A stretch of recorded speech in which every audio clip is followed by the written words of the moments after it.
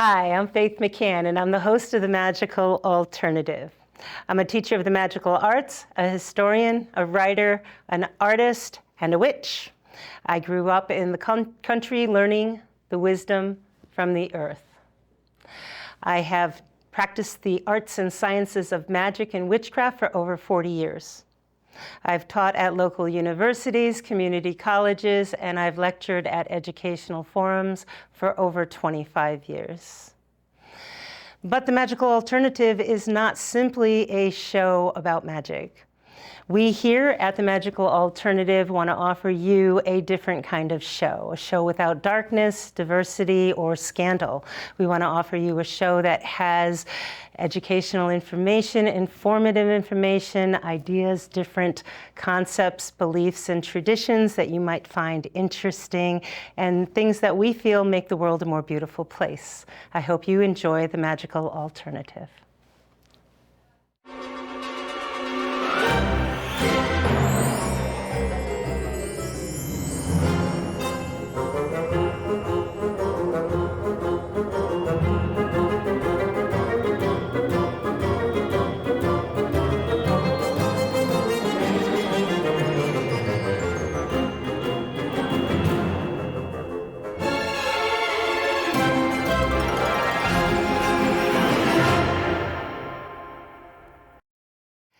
Welcome to the show, and let's get right to it. Hello, Miss Laurel. Hello, Miss Faith. How have you been? I've been good. How about you? Good. Good. Well, tonight it's going to be a different type of show. We've done 7 shows so far, and we thank you so much for watching and for your interest, your enthusiasm, your comments, for sharing, and we're going to level up a little bit. We're going to start adding themes every month and giving you a little bit more of what you've been asking for. So many people have been asking questions and have been sending in comments. Right. Yeah. And a lot of things tie in together, so we figured we'd try something a little different. So we're going to have themes, and this month's theme is going to be the 17th century witch panics and how they tie into our Constitution. We'll be right back after this message from our sponsor. Please stick around. Hi, I'm Faith McCann, the host of The Magical Alternative. I really hope you've been enjoying our show.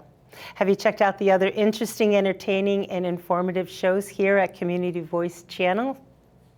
Local government, religion, and entertainment right here in your home or on your personal digital device.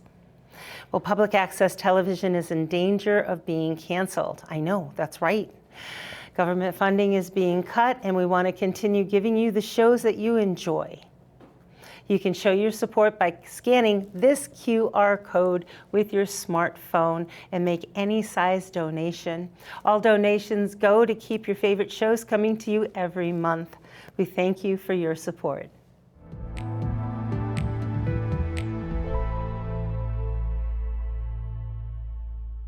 And our guest tonight is the American Constitution featuring our Bill of Rights.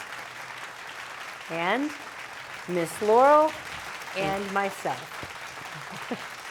And tonight we have our band November Sound. Give them a hand. Yeah.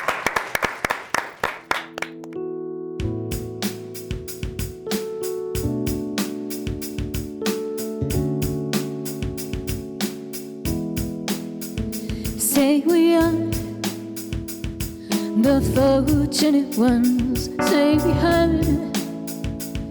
we have just begun. Empty room, just a carpet on the floor. We have love, we need nothing more. If things don't go the way we planned, I hope you'll understand. Can I unask you a question? Can I unlive the last few days? Can I unpick the thoughts before others? Can I walk away? Can I unsay what I said? Can I unthink what's in my head? Can I unlive the last few days? Can I walk away?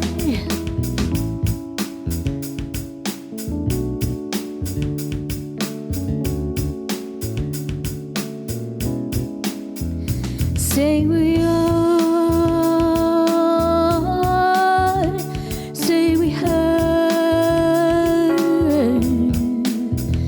into we had love gone too soon. Can I ask you a question? Can I unlive the last few days? Can I unthink the thoughts before this? Can I unwalk away? Can I unsay what I said? Can I unthink what's in my head? Can I unlive the last few days? Can I unwalk away? We are the fortunate ones. We are the fortunate ones. Can I unsay what I said? Can I unthink what's in my head? Can I unlive the last few days? We are the fortunate ones. Take away my pride, there's nothing more. Let's go back to what we had before.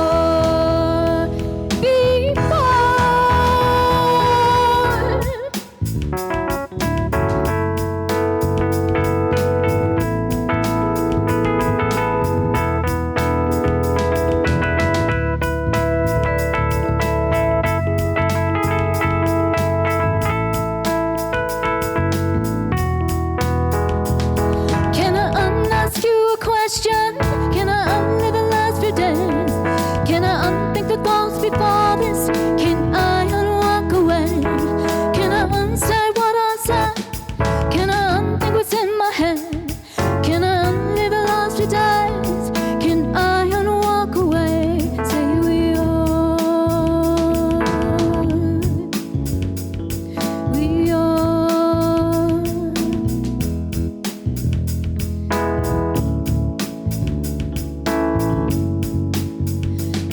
We are the fortunate ones.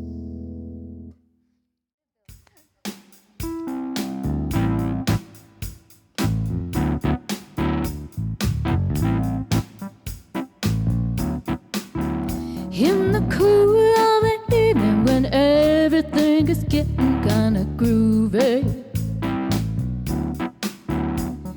call you up and ask you if you'd like to go with me and see a movie. First you say no, you got some plans for the night, and then you stop and say alright.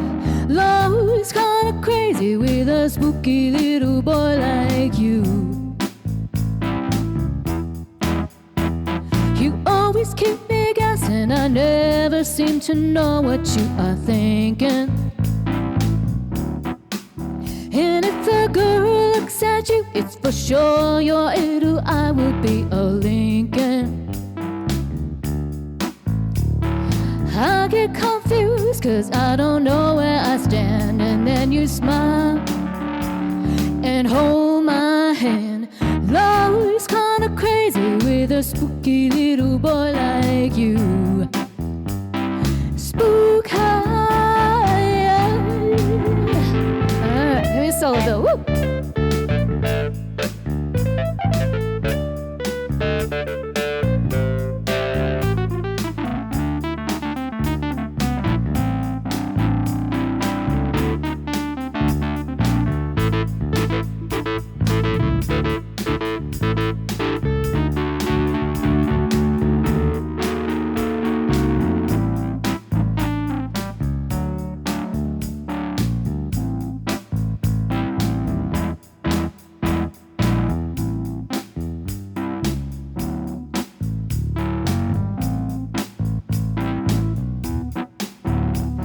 If you decide to stop this little game that you are playing, I'm gonna tell you all the things my heart's been dying to be saying. Just like a ghost, you can haunt in my dreams, but now I know on Halloween, love is kinda crazy with a spooky little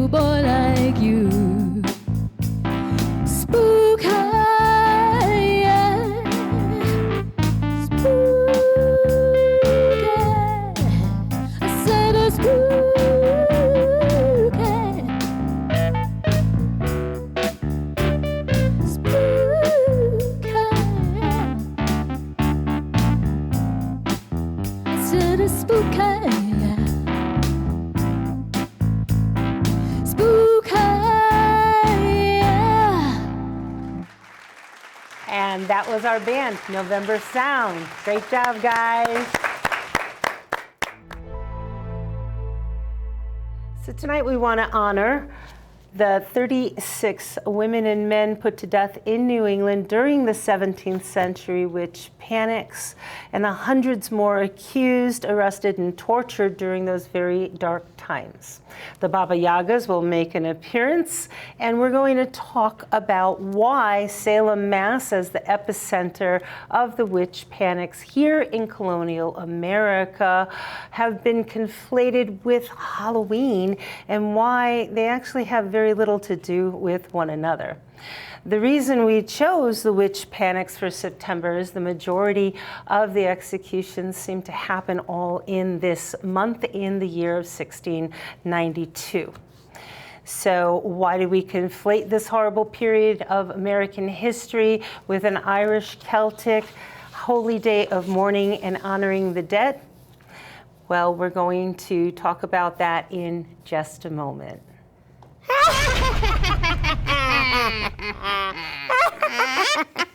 Double toil and trouble, cauldron burn, cauldron bubble.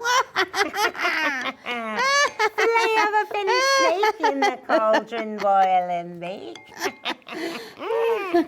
What's in your cauldron? All right. Why do we always get portrayed like this? This I don't is not who we understand this. are. Ridiculous. Ruins my hair too. Right? Yes. Why? Good question, Miss Laurel. Why do witches get perceived as looking like this? Ugly and old and with the green skin, All right, let's talk about this because it's a very good question, and I don't think it's asked enough. So many points just in that one question. Why are we perceived like that? I mean, where did it all begin? Where did it all begin? This is not the image of the witch. Well, we can thank our buddy Bill Shakespeare. And he was a playwright back in the 16th century to the turn of the 17th century. And he wrote for his liege, King James I. And King James I was an interesting guy. He had an irrational fear, a paranoia of witches, witchcraft, demons. He felt they were everywhere. They were coming to get him. Witches lurked everywhere. He was a bit paranoid. But Shakespeare was a very talented playwright. And he knew that Shakespeare, the king, loved his work.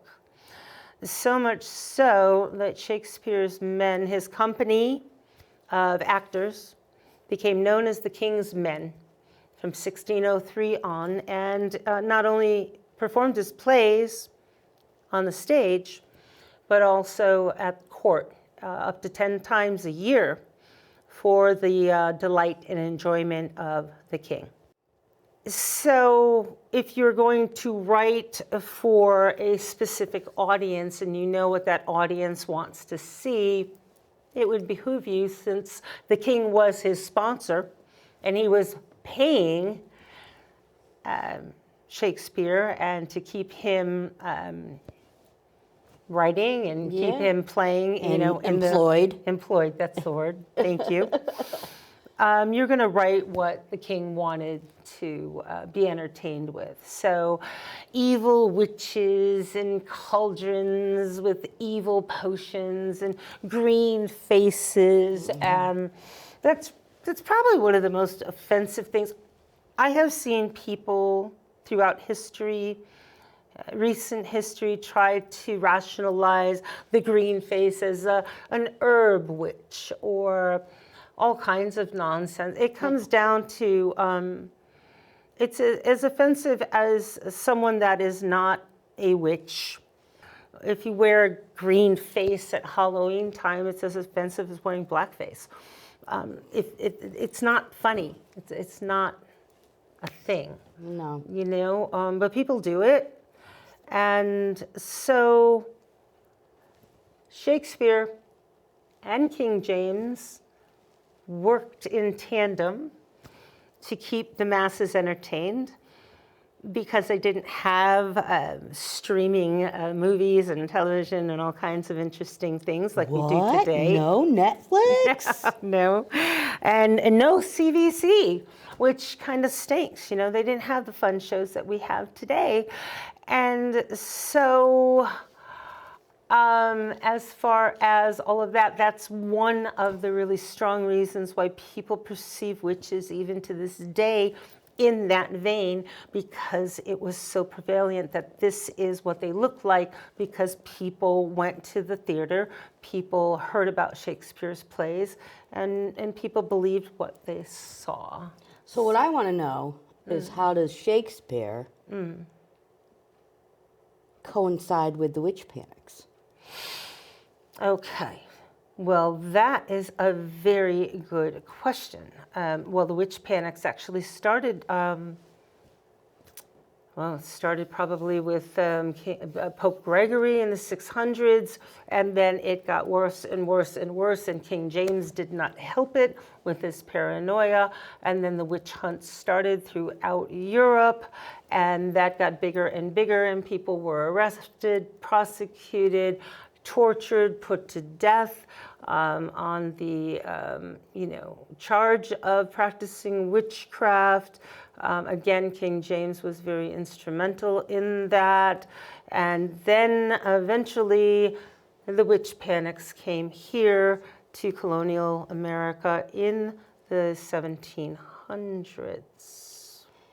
And so we know how he went from Shakespeare and King James and then that was the Dark Ages. That was the end of the Dark Ages, and then, end of Middle Ages. Right, and then they people had were very ignorant back then. They were right. very fear-ridden. We had the plague, and that time it was really important to realize that people were looking to blame a lot of natural events such as the bubonic plague and illnesses, tuberculosis, and other diseases that they had no cure for, no treatment for, and there were horrendous things happening, famine and other things. They needed to blame someone, and it was very easy to blame a concept, an invisible concept like a devil, or better yet, people in the community that you didn't like, that you maybe feared, that looked different from you.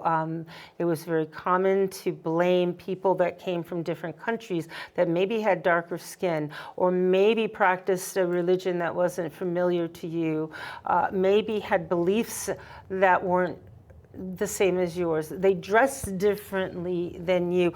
People across the board were accused of witchcraft simply because they didn't fit in, they didn't talk like you, they didn't look like you. And it was the start of what we understand as discrimination and prejudice today, or a continuation. It's always been, if there's been humans, there's been that concept. And then we get to colonial America and the Constitution. And we are talking about the 17th century witch panics in colonial America and our Constitution. Now, the 17th century witch panics first started in colonial America, here, after centuries in Europe, in Hartford, Connecticut in 1647. And the last accused were in Colchester, Connecticut in 1724. 20 people were put to death in Massachusetts and 16 in Connecticut. Now, you had some questions about this earlier today. I did. How did the witch trials bring about our Constitution? Is basically what I was kind of wondering. I know we've discussed before that, it was kind of the basis, but why? Why was it the basis? What made these laws come into, or the Constitution come into, and the rights, into and the being. Bill of the Rights? That's really a good question. It was pretty much what wasn't a right or a freedom during the 17th century. Keeping in mind our Constitution wasn't ratified until 1791. That was the end of the 1700s. So all through the 1600s, when people were being accused, arrested, and executed for witchcraft, there were many, many rights that we actually take for granted today that were not afforded to the people that were living here, born here, living here in colonial America, that, again, we take for granted. And for example, spectral evidence was used to accuse people. Now, you might ask what that is. What is spectral evidence? Spectral evidence is, say, okay, imagine that you had a dream. It could be a really bad nightmare, and you imagine that, say, Edie, who is our producer behind camera 3, who's doing an amazing job. Well, you could have had a dream about Edie, and you had a dream that, I don't know, she was just in your dream. Maybe she didn't do anything, but you had a dream about her, and maybe she was a neighbor and you're not too crazy about her, even though we love her, just as an example. And then your goat, a lot of people had goats and small animals, and they, made butter, and they got milk from the animals, and that goat went dry, which is something that's very common on a farm. Well, you could go to your sheriff and say, I had a dream about her and my goat went dry. That's all it would take to have her arrested, gone through a trial, and executed within a matter of days. So that's spectral evidence. Today, we can't just use a dream. There's no proof. We have to have actual, tangible evidence, witnesses, other types of forensic, evidence. We just can't say, my neighbor, could you imagine? And exactly, that's what happened. Yeah. If somebody didn't like someone, somebody was a bother, somebody was angry with someone. Somebody spoke out of turn. They could just easily accuse them, and who can prove what you dream or what you don't dream? And you have there a copy of the Code of 1650, if you would hold it up to the camera. The Code of 1650 is a book of the first laws in colonial America. It was a compilation. It's not very big, but that was all the laws we had in New England, from Massachusetts to Connecticut. And they were brought over from Great Britain or the old country, and a lot of them were based on religion from the Bible, a lot of thou shalt nots, and the punishments for most of those laws being broken were death. To the point of speaking back, saying no to your parents if you were over a certain age. A lot of the punishments were pretty severe. So the Code of 1650 is what they went by for a very long time until we actually got our Constitution. And the Malleus Maleficarum is a book. It's also translated into the Witch's Hammer. This was a witch hunter's book written by the Dominican monks a very long time ago, and it was used by witch hunters such as Cotton Mather and Increase Mather, his uncle, to hunt so-called witches and how to torture them, how to get confessions out of them. And let's just talk about some of the amendments that weren't available to people at that time, that came out of, as I said, the basis of the witch trials. So a lot of people first want to go to the First Amendment and say, well, freedom of religion. And that's probably the one that I wouldn't go to. Especially since back then they only had that one religion. Well, that everybody was supposed to. Well, colonial America, they were Puritans. Yes, so. They came here to be Puritans, and freedom of religion did not apply to witches. It was not considered a religion until the 1950s. but freedom of religion was not applicable. You had Quakers that were, tarred and feathered and, run out of town. That's how Rhode Island was founded. If you believed in a different religion, you were not welcome. But that didn't really apply to the witches. What did apply was the Fourth Amendment, which, again, they didn't have the Constitution, but the right of people against unreasonable searches and seizures. There was nothing to prevent the sheriff from coming into your house and going through everything you had, and not only searching, but seizing anything that they wanted. As a matter of fact, that applied to Giles Corey, who was pressed to death in Salem because he refused to plea guilty or innocent. And the reason he did that is the law at the time was as soon as you plead guilty or innocent, you'd still be arrested, you'd still be prosecuted and put to death. And just by pleading, all of your property would be seized and given to the government, which was the sheriff at the time, and he would do with it as he will. By not pleading, he was able to keep that property for his family. Now, the Fourth Amendment is also double jeopardy. No, that's the Fifth Amendment. That's the Fifth Amendment. Fifth Amendment is you're double right. jeopardy, and there's several things here.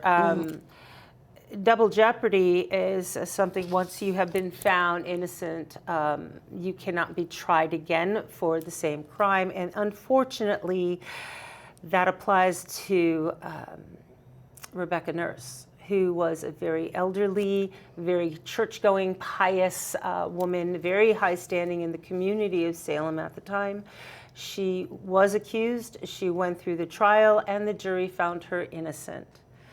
The judges, there was a whole council of judges, sat there and said, we do not like that verdict. They instructed the jury to go back and come back with another verdict.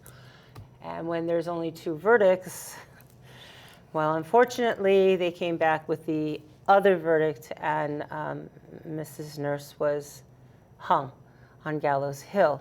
So double jeopardy was not an option for her at that time.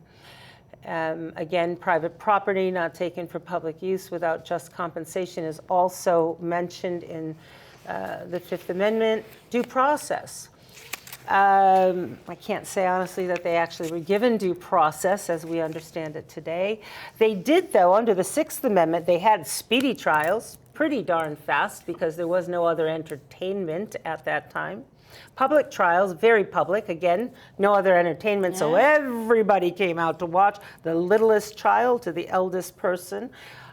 Impartial jury, I have a problem with that because they would just pick whomever, and they were, of course, informed of their crime. They were allowed to face their witnesses. They were not allowed to have their own witnesses, and most importantly, under the Sixth Amendment, that didn't exist at the time, they were not allowed to have their own attorney. Attorneys did exist in the 1690s, except attorneys were not allowed to practice law in a courtroom. They could make wills, land deeds, and other papers that needed to be made, legal for land grants, things like that, so people could get their money or to leave property to their decedents, but descendants, but they could not step into a court of law and defend a client, which was unfortunate. Actually, the first attorney disbarred in the United States, or in a colonial America, was an attorney who attempted to do that.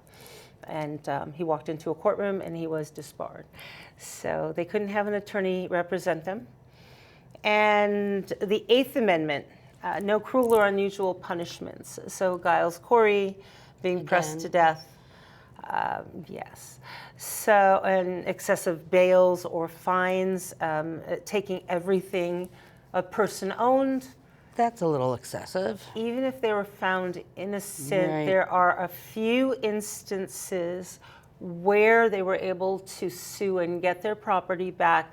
A few of those in Connecticut I found no instances of that happening in Massachusetts. So sadly, So what does all this have to do with Halloween? That's actually an excellent question. What does this all have to do with Halloween? There have been other horrific, tragic, and deadly episodes throughout history for various races, religions, cultures, and groups of people, some spanning hundreds of years that no one would dream of celebrating. But there's something I consider personally weird about Halloween and how people kind of converge on Salem, Massachusetts, of all places, with a New Year's Eve Times Square kind of attitude around Halloween. It is the site or a memorial site of people who were tortured and executed. It has nothing to do with our Samhain celebration, which is Halloween. And let's talk about that. Now, Samhain, which to us is a spiritual holiday that comes around November 1st. It started as a Celtic Sabbath holy day, and it is our first harvest, last harvest of the fields, orchards, and gardens, but it is our first day of winter. And our New Year's Day. Our New Year's Day. Yes. That is correct. Yes. So it is a harvest celebration, and it has been celebrated for centuries. We celebrate the crone. It's also our first day of winter, too, right? It's our first day of winter. And we also celebrate it as a Day of the Dead. So it's a Memorial Day of the Dead. So with all of that, the early Christians, what they did when they came in is they kind of took it over and turned it into a 3-day holy event, turning into All Hallows Day, November 1st, October 31st into All Hallows Eve. All Hallows is an old term that stands for All Saints Day, where they honored all the saints. And then November 2nd was All Souls Day. So it became a Christian holiday, whereas the Sabbaths that we celebrate are always feast days. Right. Pagans love to feast, simply because in ancient times, the times in between were Scarce of food. very scarce of food, and many times people starved. So when you had a feast day, people were very grateful to be able to eat. Well, it became a 3-day fast day. So one belief followed one way and one belief followed another. But the conflagration of bringing Halloween and the witches and celebrating it as some type of celebration. I see the secular celebration with the little kids and the candy. I love that personally. I think that's lovely. I love that little kids can really enjoy it and have a good time. I think that's fun. I really love the fun and excitement and joy of small children really dressing up and having a good time. But the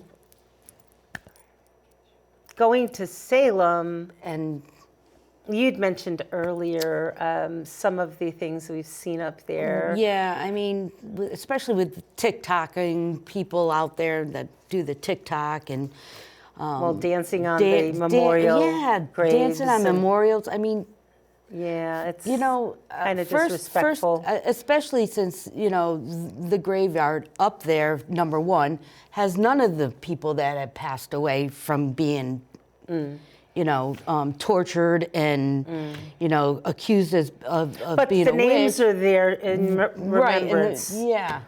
So I mean, you wouldn't go to a cemetery and have a birthday party. no, I wouldn't think. I wouldn't. No. So I mean- I don't get it.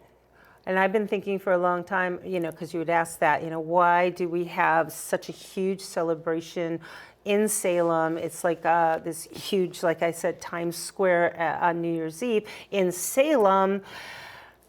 When it's such a tragic event, the only thing I can think of is people associate witches with Salem and Halloween with Salem, and they've, again, like I said, conflated the two. And it doesn't really make much sense to me. Especially since you can go up to Salem anytime during the year. Yeah. And beautiful. And pay respect to, Yeah. you know, the people Or that go were to put the to bed. stores. Yeah. Or go to the stores or get a reading or whatever it is you want to do. But there's not just Yeah. witches in Salem. No. Witches are everywhere. Everywhere. You'd be surprised. And they don't wear pointed hats and their faces aren't green. That's true. So They have all their teeth. Their knuckles are warbled. we believe in dental hygiene. A lot of people have been asking about Ouija boards. Don't get nervous. It's okay. So many people, Miss Laurel, freak out about Ouija boards. What is it? I don't know. I don't know. They think that, you know, they're going to bring something out of the portal. Oh my No. goodness. I'll tell you, it's funny. I'm going to tell you about Ouija boards. I'm going to tell you things that you don't know about Ouija boards, but one of the funniest things that I ever had, a couple of years ago, Miss Laurel and I did there was a Halloween party at a museum locally. They asked us to come set up a booth with some goodies from the store, from Yeah. Enchantment. So we went there. And we're just hanging out. Everyone was dressed up. There was a lot of people. Are you sure that was after COVID? There were so many people there. Yes, it was Wow. after. It was last year. Wow. Well, we were there. It was so great, and it was such a great place. But the place was literally, I mean, elbow to elbow. The place was packed. And we were in a back room, and we had a table set up with all kinds of goodies.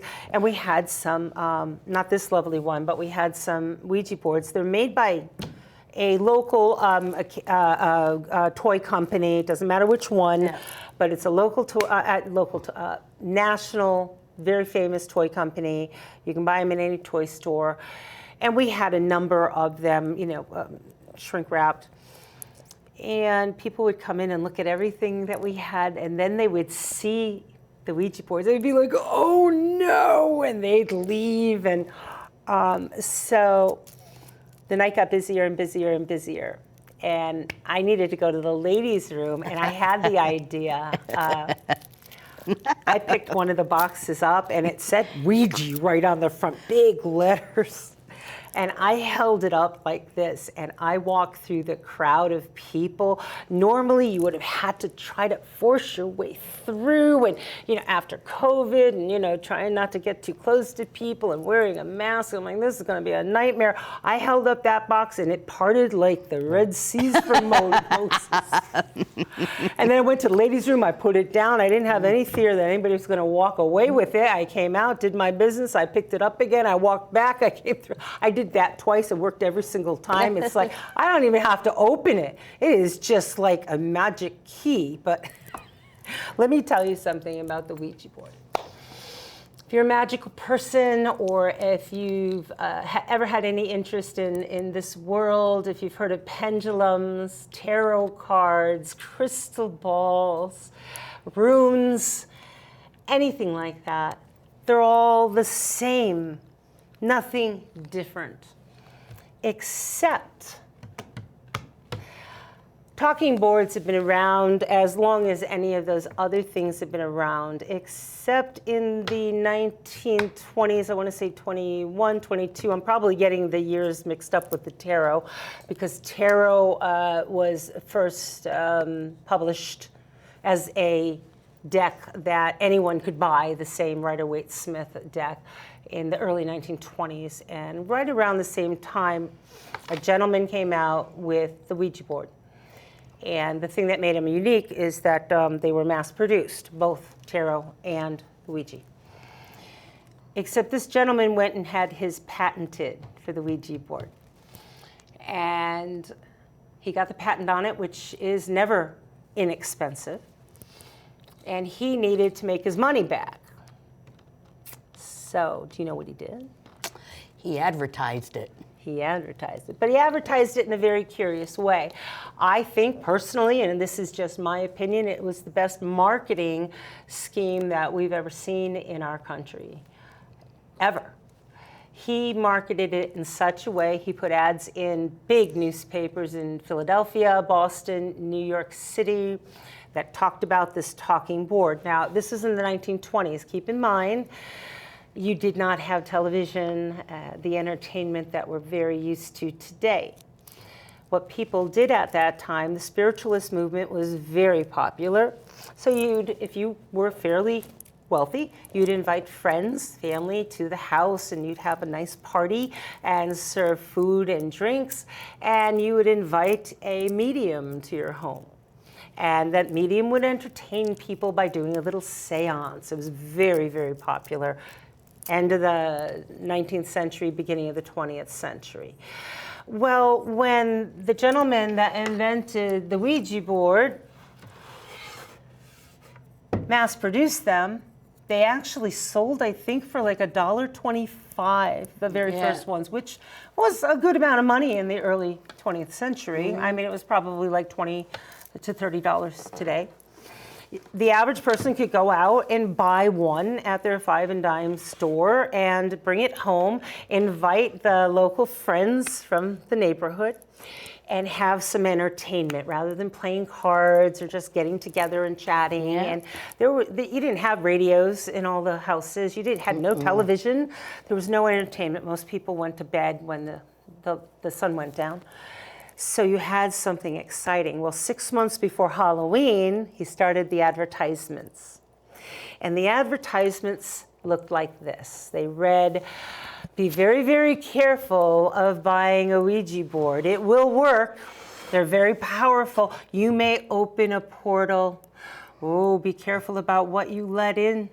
In that portal, you might bring in all kinds of spirits. You might bring in all kinds of things. It could be very powerful. All kinds of things could happen. You don't know. Oh my goodness, you could have good luck, bad luck." The thing that's interesting is the people that say things about talking boards or letter boards, they're called, alphabet boards, all say the same thing to me today. I will do tarot cards. I will do pendulums. I will do runes. I will not touch a Ouija board. I'll say, why? Well, I don't want to open a portal. I heard somebody that did it and they had really bad luck. There's so many myths and legends and lore, and they all use the same words that gentleman used in his original advertising. And it's fabulous because it's still working. People are terrified, but they still want to have Ouija boards. A lot of people have them in their house, but they're scared to open them or use them. Nothing bad, I assure you, is going to happen to you. It doesn't open any kind of portals any more than your tarot decks or anything, and they don't. They don't open any kind of portals. Nothing bad is going to happen to you. But I will tell you what will happen. The human brain is an amazing, magical tool all in of itself. And it will, it'll make pattern. It looks for patterns. So if you use the Ouija board and maybe you didn't have the experience you thought you were going to have, and your brain starts thinking of the bad things that happened in the last couple of weeks or the last year. Maybe your car broke down, or maybe you lost $20. You know, somebody stole your wallet, or you know, all these little things. You didn't get that raise, or you know, stupid bad things happen. Your brain makes those connections, and then people will connect it to this, and all of a sudden it's evil, it's bad, and they throw it out. And so, yeah, kind of like what they think of the witches. Like they think of the witches, exactly. If somebody knows a witch, bad things are happening to them. It's their fault. It's their fault. Yes. So, have you used a Ouija board? Oh, yes. Yes. Plenty of times. Bad things happen. All the time. Bad things have happened to you. No. Life happens. Some are good, some are bad. Yes. I don't say they happen because I use the Ouija board. Nope, it's just a tool, No. and I have used it, and it is amazing, especially the time I used it and the angels, the archangels Yeah. answered us, and I knew it was the archangels because they actually answered in, they started talking to us in Hebrew. Yeah. The way Hebrew is written with only A's and no vowels, Yeah. and they started answering in a way that would have been very appropriate many, hundreds, if not thousands of years ago, the way we asked the questions and the way they were answered. Yeah. So it's really cool. So I do believe it can touch, individuals that are on the other side, loved ones. And that's all you have to do is just ask for loved ones, higher powers to talk to you. You have protection around you for being good people that are natural, God-given, goddess-given protections. You don't have to worry about anything bad or evil getting at you. And this certainly is just a simple, beautiful, hand-painted piece of wood that was made with love. And you can just tell that, even the artist has signed it on the back. And this was made by somebody who really cared about their art. Nothing bad is going to come to you. So, especially not from a toy that you can buy at a toy store for the less expensive ones. So, anyway, other questions? None for me. No? Nah. Well, looking. But I might have some for the Ouija board later. Well, I look forward to our show next month about death. Yes. That's going to be exciting.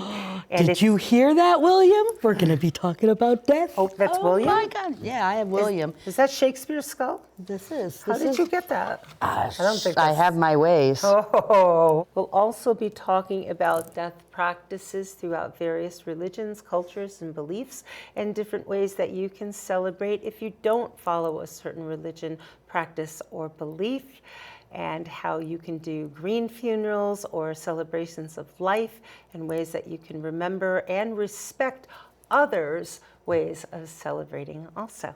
Well, I certainly hope if anybody has any questions for us that you contact us at magicalalt1818@gmail.com.